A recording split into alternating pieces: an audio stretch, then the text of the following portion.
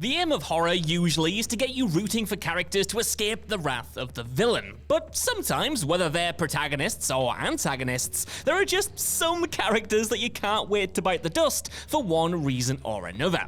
And we've already covered 10 of these before, but the genre is so populated by these wicked freaks that we couldn't just leave it at that. So I'm Josh from WhatCulture.com, and these are 10 more horror movie characters you couldn't wait to see die. Number 10, Ben the Deep House. 2021's The Deep House is a, no pun intended, deeply unsettling offering that's overflowing with tension and nerve-destroying claustrophobia.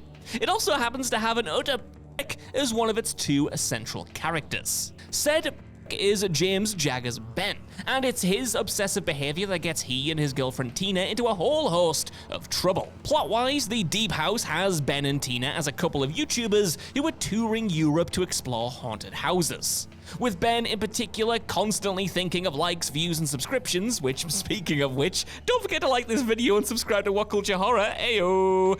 The pair find themselves in France as they seek out a sanatorium that's located at the bottom of a lake. That this house is bizarrely in immaculate condition should have been a major red flag straight away, and the duo then find scratches on the doors, torture masks, and eventually a few pristine corpses to boot. As Tina pleads with Ben to head back to the surface, like a normal person would, he can't help but delve further and further into this property, all in the quest to garner more clicks. So when Ben finally meets his demise at the hands of the spirits of this mansion, it's kind of an extremely cathartic moment. Number 9, Principal Wilkins, TrickOrTreat. Michael Dougherty's TrickOrTreat is one of the all-time great horror anthology pictures. In the first of the movie's tales, Dylan Baker's Principal Wilkins is the star of the show. When one of his students, Charlie, steals some candy, Wilkins berates the kid on the traditions of Halloween and offers the youngster a chocolate bar. For poor Charlie though, this treat is laced with poison, causing him to vomit up a glorious mixture of blood and cocoa before he ultimately drops dead. As Wilkins is then shown trying to bury Charlie in his back garden, the audience also discovers that the principal has the body of another child there waiting to be buried as well. Skipping ahead to TrickOrTreat's third story surprise party, a character called Laurie finds herself separated from her friends and dressed as Little Red Riding Hood as a sinister creep begins to stalk her. That creep, of course, winds up being, you guessed it, Principal Wilkins, but he unwittingly ends up in over his head when it's revealed that Laurie and her pals are actually werewolves, meaning Wilkins is soon to be feasted on. Number 8, Mommy and Daddy, The People Under the Stairs. A hidden Wes Craven gem, The People Under the Stairs centers on Fool, a young boy roped into burgling the house of wealthy landlords who are looking to evict his family.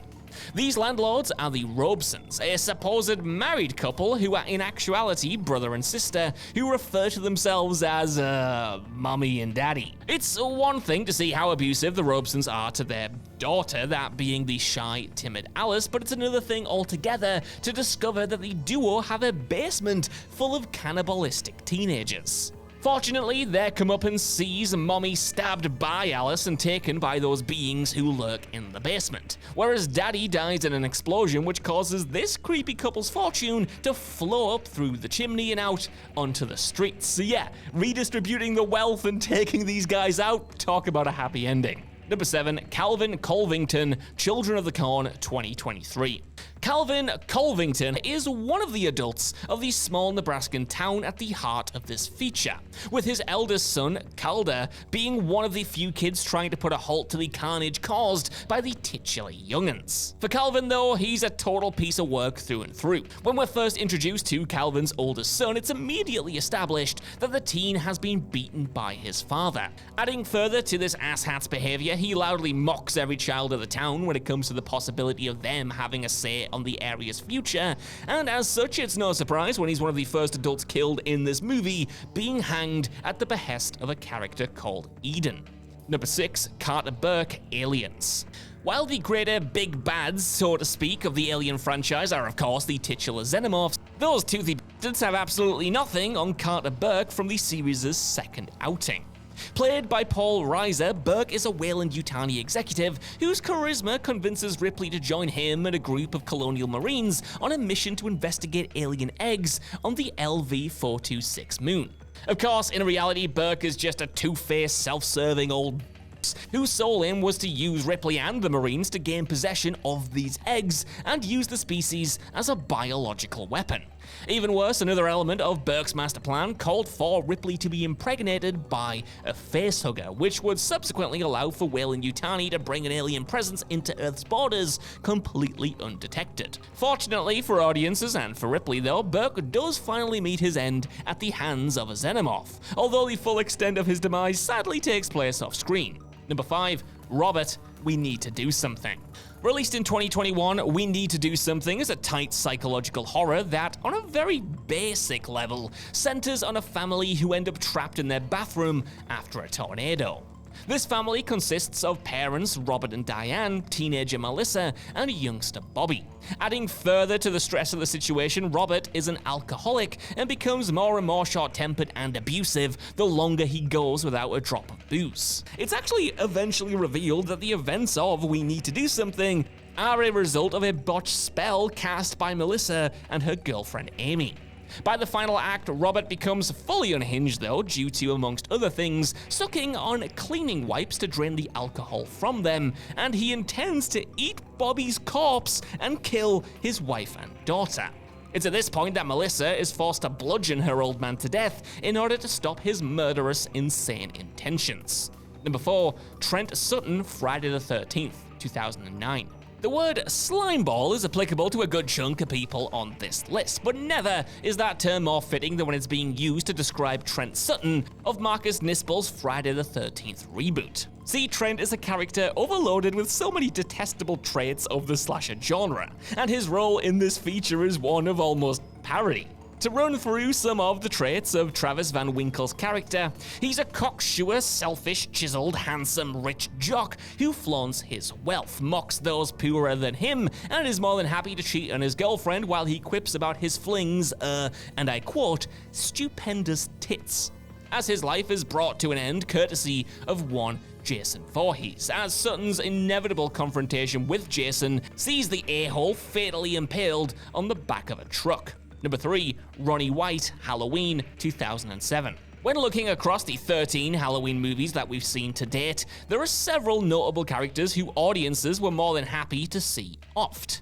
On that front though, nobody was as much of an utter creep as Ronnie White of Rob Zombie's first Halloween picture. Played by zombie fave Bill Forsyth, Robbie is the partner of Michael Myers' mother, Deborah. So why is it so pleasing to see Ronnie have his throat slit by the 10-year-old Michael? Well, he's verbally and seemingly physically abusive to his girlfriend Deborah. He's eerily suggestive to Deborah's 17-year-old daughter Judith. He screams at Deborah's infant daughter Angel, and of course he's an absolute head to Michael himself. Forsyth, of course, is phenomenal in making Ronnie a total detestable creep, and it's not hard to cheer when he bites the dust. Number 2. Maurice Possum. Possum is a criminally overlooked British horror from 2018, directed by Garth Marenghi himself, Matthew Holness. Starring the exceptional Sean Harris as Philip, a mentally troubled man returning to his childhood town as an outcast, this surreal flick delves into his psyche as he attempts to escape a haunted doll of a spider that he can't seem to get rid of. Even worse, coinciding with his arrival, a child has gone missing in town, and Philip, naturally, has been fingered as the prime suspect. Eventually, though, it turns out that the real culprit is Philip's uncle Maurice, who is a nasty piece of work. After the death of his parents, Philip came into the care of his uncle, who tormented him with a childhood full of abuses of every kind. But the thing is, Philip never knew who his assailant was, as he would strike while wearing a terrifying mask to hide his identity. The full extent of Maurice's pain is revealed, as he tries yet again to subject Philip to the same kind of abuse that he received as a child. So while it's not quite justice, it does feel pretty good to see this creep finally receive some pain rather than dish it out, when Philip is able to overpower and actually kill him. Number 1. Johnny, Andy, Matthew, and Stanley, I Spit on Your Grave. This most infamous of pictures has Camille Keaton's Jennifer Hills as its protagonist. A New York-based budding author, Jennifer heads out into the country and rents a quaint little cottage where she intends to have her creativity spiked as she looks to pen her next novel.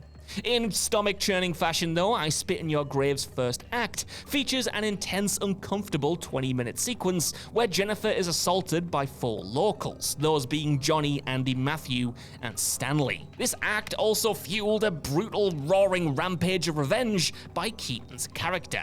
Throughout the rest of the film, after Jennifer has first apologized in church for what she's about to do, our lead kills her attackers one by one, with hanging, castration, disembowelment, and an axe being the order of the day as each of these twisted figures are put down.